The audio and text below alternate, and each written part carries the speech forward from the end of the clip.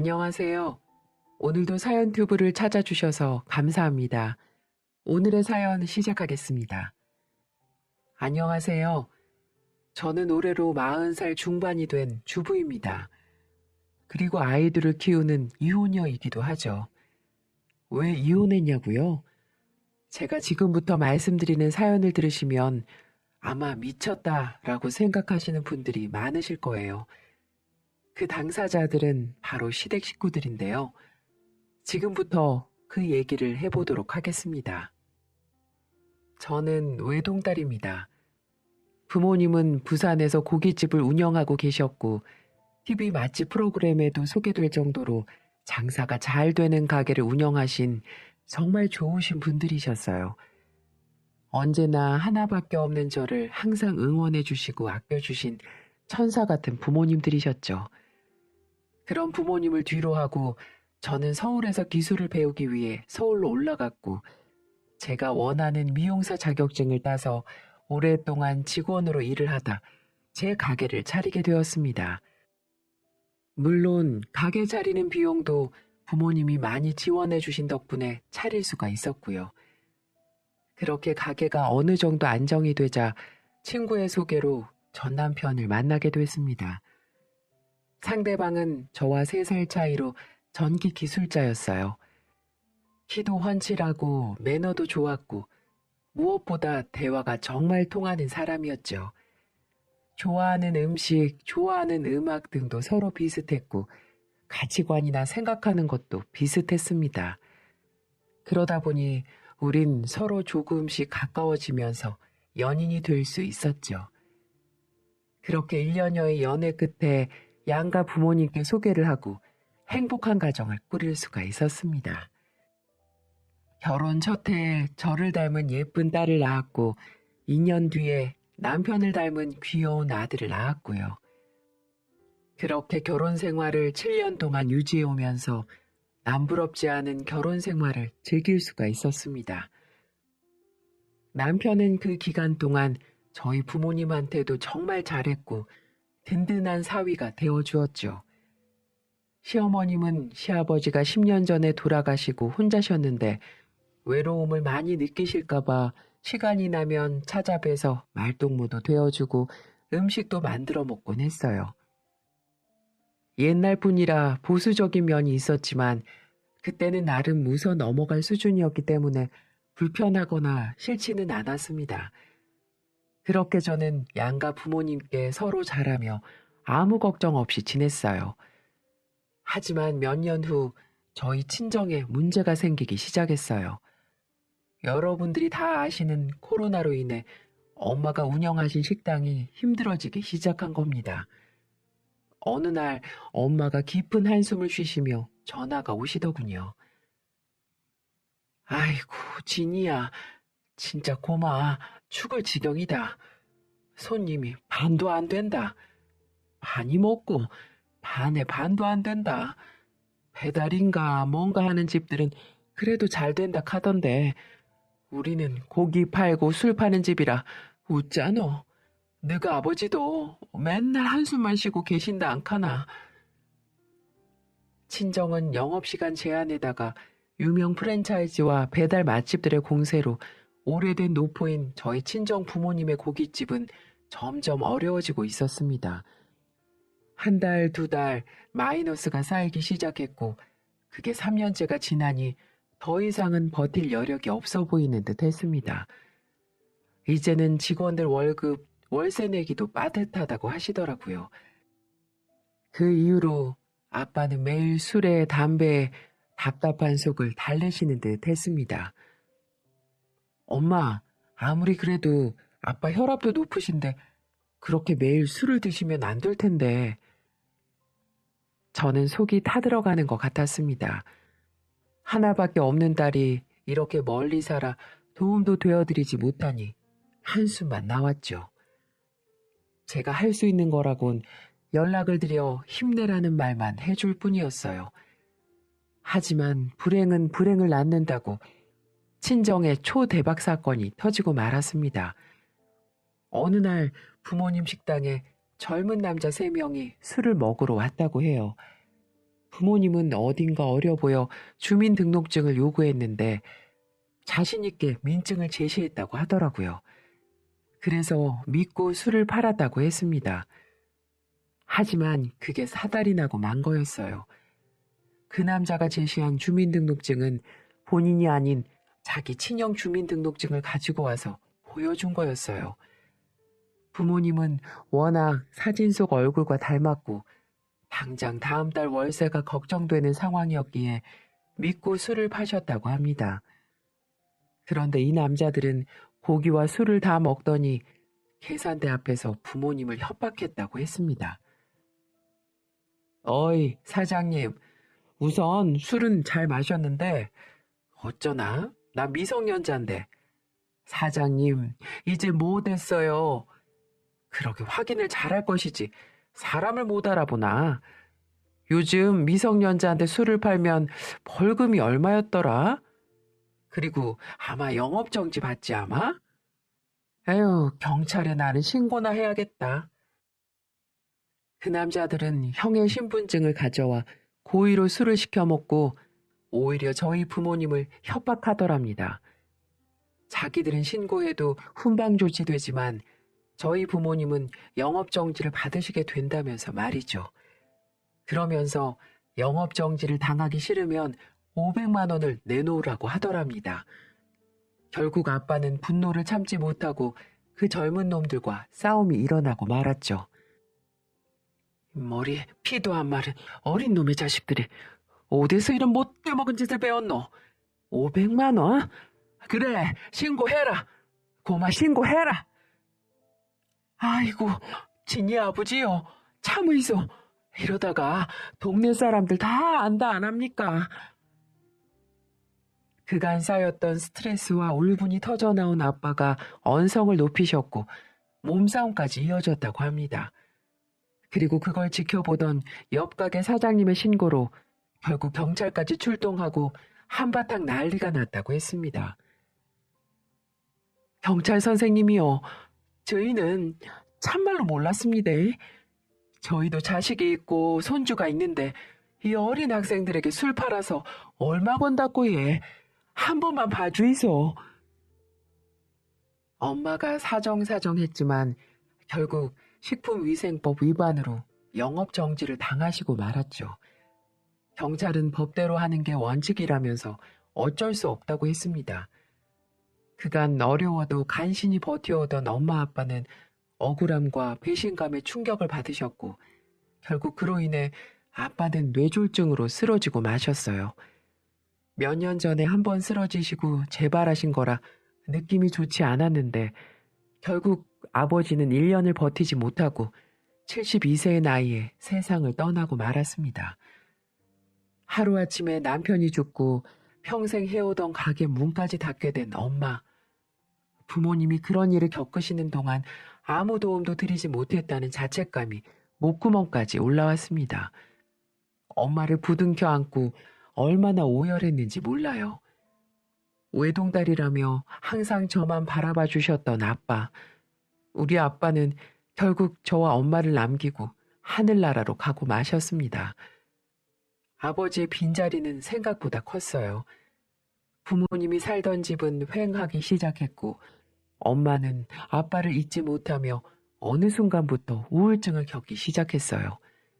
수면제 약을 복용해야만 겨우 잠들 수가 있었습니다. 그 모습을 보니 미칠 것만 같더군요. 지금껏 부모님 딸로 살면서 받기만 하고 살았는데 이제는 제가 베풀 때가 됐다라는 판단이 들기 시작했죠. 그래서 마음을 먹고 엄마에게 찾아갔습니다. 엄마, 죄송해요. 그렇게까지 힘드신 줄도 모르고 내가 너무 무심했어. 엄마, 이제 가게도 안 하고 아버지도 안 계신데 집 정리하고 나랑 같이 올라가요. 강서방도 좋다고 할 거야. 엄마 이러다 잘못될까봐 내가 단 하루도 마음이 편할 날이 없어. 그러니까 내 말 들어요, 엄마. 아이다. 내 나이가 70인데 이제 와서 다른 데 가서 우에 사노. 내는 걱정 말고 니들이나 잘 살거라. 평생을 식당 일하며 살았는데 이제 힘이 붙이네. 이제 좀 쉴꼬마. 엄마는 저에게 부담이 될까봐 한사코 부산에 남아 계시겠다고 하셨습니다. 하지만 전 포기할 수 없었어요. 아버지도 그렇게 허망하게 보냈는데 혼자 남으신 엄마마저 잘못되시면 저도 못 살 것만 같았습니다. 그렇게 2번이고 3번이고 찾아가 설득을 했죠. 그렇게 4번째로 찾아간 날 충격을 받고 말았습니다. 엄마는 어두운 방에 누워 앓고 계셨어요. 머리맡에 온갖 약들이 수북했습니다. 창문에는 어두운 커튼으로 가려져 있었고 언제 식사를 했는지 밥통에는 며칠 지난 밥이 누렇게 익어 있었습니다. 엄마, 왜 말 안 했어? 그러게, 내가 같이 서울로 가자고 했잖아. 왜 나를 이렇게 마음 아프게 하는데? 도저히 안 되겠어. 나 엄마 서울 같이 올라갈 때까지 절대 안 올라갈 거니까 그렇게 알아. 돌아가신 분은 돌아가신 거고 살 사람은 살아야지. 그리고 저는 울면서 남편에게 전화를 걸어 자초지종을 설명했습니다.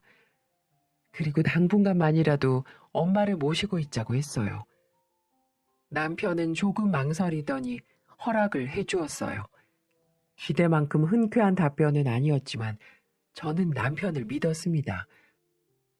엄마는 마지막 순간까지 머뭇거리셨지만 제가 너무 완강하자 마지못해 짐을 챙겨 저를 따라 나섰습니다. 어머님, 오셨어요? 오느라 고생 많으셨죠? 아들 집이다 생각하고 편하게 지내세요. 늦게 퇴근한 남편은 엄마에게 간단히 인사만 하고는 바로 씻고 눕더라고요. 저는 그때부터 남편 눈치를 보게 됐던 것 같습니다. 여보, 엄마 모시고 있자고 해줘서 고마워. 나 미용실 나가면 엄마가 외롭지 않고 애들하고 지내다 보면 우울증이 좋아지실 것 같아서 그래서 엄마 모시고 온 거야. 그러니 당신이 이해 좀 해줘. 얼마나 모실 건데? 1달, 2달. 설마 평생 모시자는 소리는 아니지? 요즘 나도 일이 없어서 힘든데 우리가 평생 모실 순 없잖아. 솔직히 불편하기도 하고 당신 같으면 우리 엄마 모시자고 하면 마음 편할 것 같아? 나도 아무리 사위라고 하지만 불편한 건 어쩔 수 없어. 매일을 눈치 봐야 되고 당신도 알잖아. 나 눈치 보는 거 겁나 싫어하는 거. 그러니 1~2달 모시다가 내려가시라고 그래. 설마 했는데 정말 예상 밖의 말이었습니다. 당신 너무한 거 아니야? 그동안 우리 엄마가 당신한테 어떻게 했는데, 그리고 이 집 전세금 절반을 도와주신 것도 우리 부모님이야. 그런데 어떻게 그렇게 말할 수가 있어? 아니, 그걸 누가 몰라? 그래도 같이 사는 건 아니지. 아유, 몰라. 그러더니 세상만사 다 짜증나고 피곤하다면서 금방 코를 골고 잠을 자버리더군요. 저는 남편 말에도 일리가 있기 때문에 더는 말하지 않았습니다. 남편 말처럼 저도 시어머니가 무작정 들어와서 산다고 하면 불편했을 테니까요. 그래서 이해하려고 했어요. 그리고 엄마는 어느 날부터 아침 일찍 일어나 남편 밥상을 차려주셨습니다. 직업 특성상 새벽 5시에 일어나 현장에 나가기 때문에 남편은 일찍 자고 일찍 일어났는데 그런 모습이 마음에 걸렸는지 손수 칠첩반상을 차려주시더군요. 아유, 우리 사위 날씨도 추운데 고생이 많네. 많이 먹으라. 여기 찌개도 먹고. 찌개가 좀 짠데요? 다음부터는 간 좀 잘 조절해 주세요. 이렇게 짠데 누가 먹어요? 하지만 남편은 이렇게 엄마의 정성을 무시하기 시작했습니다. 음식이 맛없다는 둥 짜다는 둥 대놓고 불평을 하기 시작했어요. 엄마는 사위의 말에 당황한 표정도 지으셨지만 그래. 내일부터는 우리 사위 입맛에 맞게 잘 만들어 볼게. 미안하다. 라고 하시며 사위의 눈치를 보기 시작하셨습니다. 제가 아무리 그러시지 말라고 해도 소용이 없더라고요. 그렇게 한 달쯤 지났습니다. 그때 일이 터지고야 말았죠. 엄마는 오전에 집안일을 마치고 애들 방에서 한숨 주무시고 계셨고 집에 변변한 먹을거리도 없길래 남편에게 물었죠. 여보, 오늘은 엄마 모시고 외식하는 거 어때? 냉장고 보니까 먹을 게 없네. 아유, 먹을 게 없으면 라면 먹어. 뭘 그렇게 돈을 쓰려고 난리야. 지금 우리 집에 주둥이 하나 더 늘어서 외식하면 얼마나 돈이 더 드는 줄 몰라? 저는 순간 귀를 의심했습니다. 당신 지금 뭐라고 했어? 남편은 소파 위로 리모컨을 집어던지며 언성을 높이더라고요. 너랑 너희 엄마 말이야. 뭐가 그렇게 신나서 매일 외식이냐고. 요즘 너나 할 것 없이 죽어라 죽어라 하는데 아주 그냥 친정엄마 데리고 와서 살판 났지? 저는 갑작스러운 남편의 반응에 황당하기 그지없었습니다. 저희 엄마 오시고 나서 남편이랑 같이 저녁 한번 먹으러 나간 적이 없었고 아이들이랑 같이 동네 식당 두어 번 갔던 게 전부였습니다. 그것도 엄마가 사주신 거였고 강서방 주신다고 늘 포장까지 해서 가져오신 엄마였어요. 무슨 말을 그렇게 해? 엄마가 지금 2달을 계셨어? 3달을 계셨어? 그냥 계시는 것도 아니고 우리 집 살림이랑 애들 뒤치다꺼리도 다 해주시잖아. 엄마가 와 계셔서 나도 가게 오픈하는 거 빨리 알아볼 수 있는 거고. 불만이 있으면 그때 또 말로 하지. 왜 쌓아두고 있다가 갑자기 이러는데? 야, 됐다. 다 살기 어려운 시국에 처갓집 도움은커녕 장모님까지 모신다고 해봐라. 누가 좋겠다고 하는지. 에휴, 집구석에 들어와 봐야 노인네 때문에 제대로 쉴 수나 있어야지. 남편은 엄마가 방에 계신데도 소리를 버럭 지르더니 옷을 챙겨 문을 쾅 닫고 나가버렸습니다. 저는 놀라고 당황했지만 방에 계신 엄마가 들으셨을까봐 더 걱정이었죠. 잠시 후 엄마가 방에서 나오셨습니다. 엄마, 좀 주무셨어요? 엄마는 남편이 하는 소리를 못 들으신 것처럼 아무 일도 없었다는 듯이 행동하셨지만 어딘지 모르게 위축된 엄마의 모습을 보자 가슴이 메워졌습니다. 그날 밤 남편은 잔뜩 술에 취해 들어왔어요. 저는 낮에 빈정이 상한 터라 본체에 만취하고 있었는데 엄마는 그 모습을 보시고 급하게 꿀물을 타서 남편에게 내미셨습니다. 강서방, 이것 좀 시원하게 마셔보게. 아이씨, 안 먹어. 누가 이딴 꿀물 타달라고 했어요? 술 취한 신랑이 손으로 꿀물잔을 치는 바람에 엄마가 꿀물을 다 뒤집어 쓰고 말았어요. 여보, 무슨 짓이야? 당신 미쳤어? 엄마, 괜찮아? 저도 모르게 소리를 치자 남편이 적반하장으로 또 버럭 화를 내더군요. 그렇게 너네 엄마가 걱정되면 엄마 모시고 따로 나가서 살라면서요. 자기가 벌어오는 돈은 한 푼도 엄마에게 쓰지 말라고 욕설을 뱉어내는 남편을 보며 저는 정말 기가 막혔습니다. 저희 엄마 맹세코 남편이 벌어온 돈 쓰지 않으셨어요. 오히려 엄마가 장사 어려워질 때도 끝까지 깨지 않고 가지고 계셨던 적금 통장을 내놓으셨죠. 입 하나 더 있는 게 얼마나 부담인지 아느냐며. 가지고 있다가 강서방 어려울 때 쓰라고 했던 분인데 어떻게 그런 말을 할 수가 있는지. 야, 너 지금 장난해? 어른한테 지금 그게 무슨 말버릇이야? 내가 너네 엄마한테 이렇게 말하면 좋겠어? 우리 엄마 아빠가 하나뿐인 사위라고 너한테 어떻게 했어? 아빠 살아계시고 우리 집 잘 나갈 때는 우리 장모님 장인어른 아주 입안에 혀처럼 불다가 이제 망하니까 볼장 다 봤다 이거야? 저는 참지 못하고 남편에게 같이 화를 냈습니다. 그러자 엄마가 저를 말리셨어요. 아이고, 니는 좀 가만히 있거라. 강서방, 미안하네. 요즘 많이 힘들지. 내 곧 기회 봐서 다시 내려갈 거니까 거슬려도 조금만 참아주시게나. 엄마도 그러지 마. 엄마, 아빠 우리한테 해줄 만큼 해주셨어. 잘 나갈 때만 부모야? 돈 줄 때만 부모냐고. 그때 남편이 소파 위에서 벌떡 일어나더니 저희 엄마를 보며 이렇게 말했습니다. 딸을 보면 엄마를 알 수 있다던데 하여간 도대체 딸 가정교육을 어떻게 시키셨길래? 남편은 엄마에게 딸의 가정교육 운운하더니 안방으로 들어가 버리더군요. 그리고 그때부터 저희 남편은 저희 엄마를 막대하기 시작했습니다. 지금부터 들려드리는 이야기는 엄마한테 나중에 전해드린 이야기입니다. 하루는 엄마가 남편 밥을 차려주고 옆에 앉아서 한술 뜨시려고 하니 같이 드시게요? 가뜩이나 입맛 없는데 식탁에서까지 장모님 얼굴 봐야 돼요? 저 먹고 일어나면 좀 나중에 드세요. 라고 해서 엄마가 알았다고 일어나셨다고 합니다.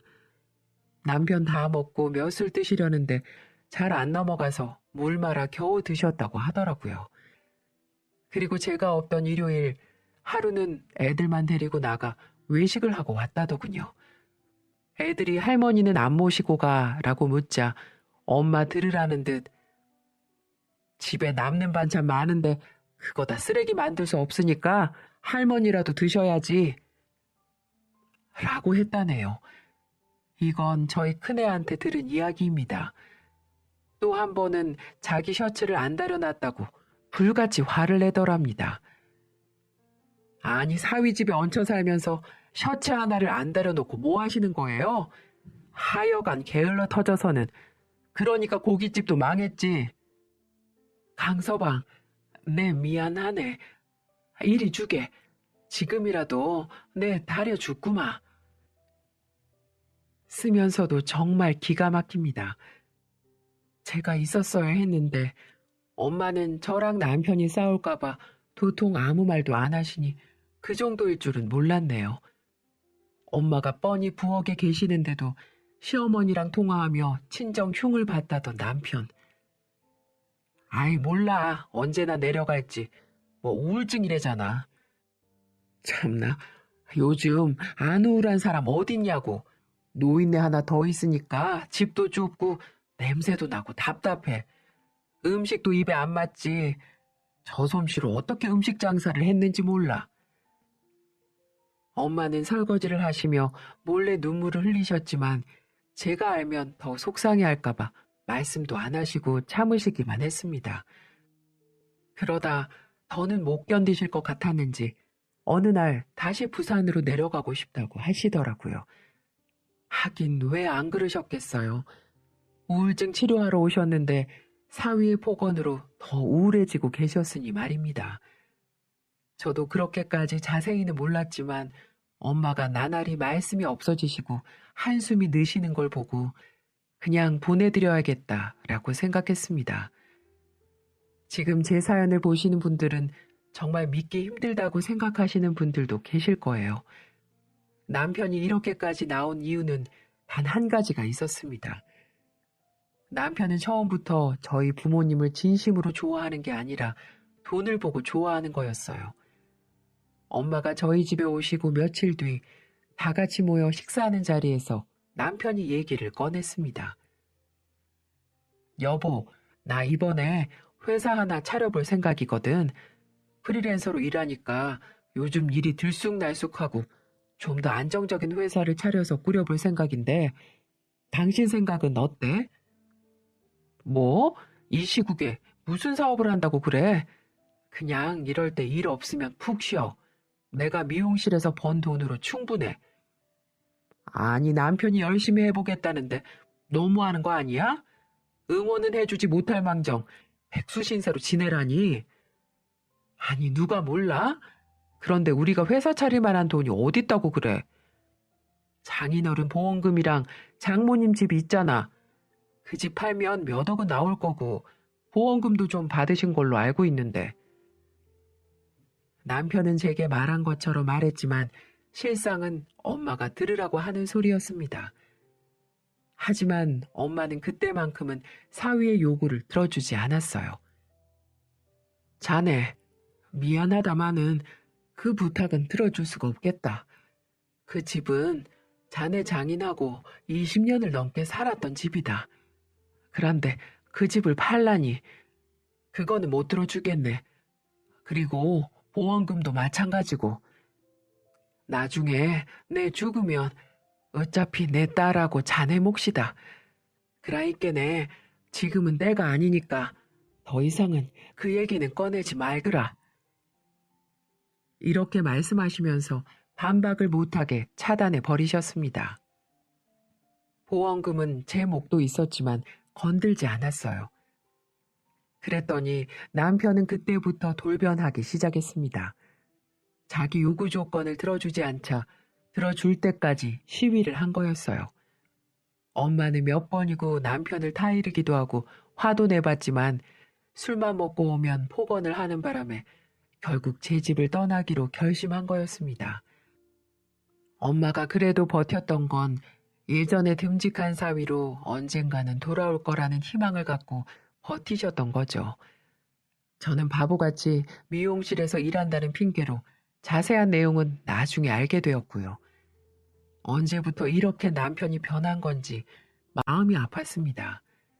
시국이 시국인지라 남편이 많이 힘들어하긴 했지만 이 정도일 줄은 몰랐어요. 결국 남편은 일거리가 없어지자 주식을 하기 시작했습니다. 하지만 주식도 손을 대서 많이 잃게 되자 점점 괴물이 되어가고 있더군요. 저도 감당하기 힘들 만큼요. 그리고 엄마가 부산에 내려가기 이틀 전 일을 하고 있는데 엄마한테 전화가 왔습니다. 전화를 받았더니 다급한 목소리로 빨리 병원으로 와달라고 했어요. 저는 놀란 나머지 모든 일을 제쳐두고 바로 병원으로 향했죠. 가보니 딸아이가 화상을 입어서 응급실에서 치료를 받고 있었습니다. 다행히 아이는 생각보다 많이 다친 건 아니었습니다. 라면을 끓여 먹으려다가 냄비가 쏟아지는 바람에 조금 데였던 거였어요. 그래도 엄마가 집에서 찬물에 20분을 담그고 깨끗한 수건으로 싸서 병원으로 데리고 온 게 다행이었죠. 제가 놀라서 다가가니 아이가 엄마, 나 괜찮아. 많이 안 다쳤어. 엄마 놀랐지? 하며 오히려 저를 위로하더군요. 저는 아이 상태를 보고 마음이 놓여 엄마의 손을 잡았습니다. 엄마 놀라셨죠? 죄송해요. 내일 모레면 가시는데 가시는 날까지 마음 편하실 날이 없네요. 아유, 미안하다. 내가 끓여줬어야 하는데 무릎이 아파가 잠깐 앉아있는 사이에 고만 이렇게 안 됐나? 바로 그때였어요. 응급실로 찾아온 남편, 엄마가 남편에게도 연락을 했나 보더라고요. 아이고, 강서방 왔나? 하자마자 남편이 엄마에게 다짜고짜 소리를 지르는 겁니다. 응급실에 있던 사람들이 모두 놀라 우리 쪽을 쳐다봤습니다. 이 놓친 내가 노망이 났나? 아니, 집구석에서 애 하나 제대로 못 보고 뭘 하시는 거예요? 꼴도 보기 싫으니까 당장 짐 싸서 꺼지라고. 저는 너무 놀라 제 뇌가 정지되는 것 같았습니다. 저는 결국 참지 못하고 남편의 뺨을 때려버렸습니다. 주위의 시선 아랑곳하지 않고 연속으로 뺨을 2대 때려버렸어요. 당신 미쳤어? 내가 한 번만 더 우리 엄마한테 함부로 하면 가만 안 있는다고 했지? 너 같은 새끼랑 못 사니까 당장 이혼해. 쓰레기 같은 자식. 저는 그렇게 말하며 엄마와 딸을 데리고 집으로 와버렸습니다. 생각 같아선 당장이라도 가정법원에 가고 싶었지만 시간이 늦었던 터라 일단은 집으로 돌아왔죠. 그리고 너무 속상해서 엄마에게 화를 냈어요. 엄마, 도대체 왜 이렇게 바보 같은 건데? 왜 사위한테 아무 소리 못하냐고. 나 때문에 그런 거야? 내가 이혼이라도 할까봐 그런 거냐고. 아휴, 어쩌겠노. 어느 부모가 딸 하나 있는데 불행한 걸 원하겠노. 그냥 내만 조용히 사라지면은 평화로워질 것을 마, 됐다. 됐어. 너그 아빠도 먼저 갔는데 니까지 내처럼 만들고 싶진 않대. 니 덕분에 우울증도 많이 나았고 잘 쉬다가 엄마 그냥 내일 바로 내려갈 기다. 엄마는 그렇게 말을 하고 조용히 방으로 들어가셨습니다. 그날 밤 저는 얼마나 울었는지 몰라요. 전 그날 밤 조용히 작은 방 문을 열고 엄마를 안아주었습니다. 어렸을 때 엄마가 저를 꼭 안아준 것처럼요. 엄마는 말없이 제 손을 잡아주셨어요. 전 말은 안 해도 그 뜻이 무슨 의미인지 알 수 있었습니다. 그리고 다음날 아침 눈을 뜨니 엄마가 자리에 없더라고요. 부엌에서 달그락 소리가 나기에 나가보니 엄마가 청국장을 끓이고 계시더군요. 엄마, 이걸 지금 왜 끓여? 얼른 씻고 나가요. 네가 제일로 좋아하는 거 아이가? 부산에는 엄마 혼자 내려갈 수 있다. 그러니까네 아침 먹고 볼일 보거라. 이 와중에도 딸이 좋아한다고 청국장을 끓이고 계신 엄마. 눈물이 나왔습니다. 그때 안방에서 나온 남편. 그 인간은 사람도 아니었어요. 아이씨, 이게 무슨 냄새야? 역겨워 죽겠네. 이렇게 아침부터 그런 걸 끓여야겠어요?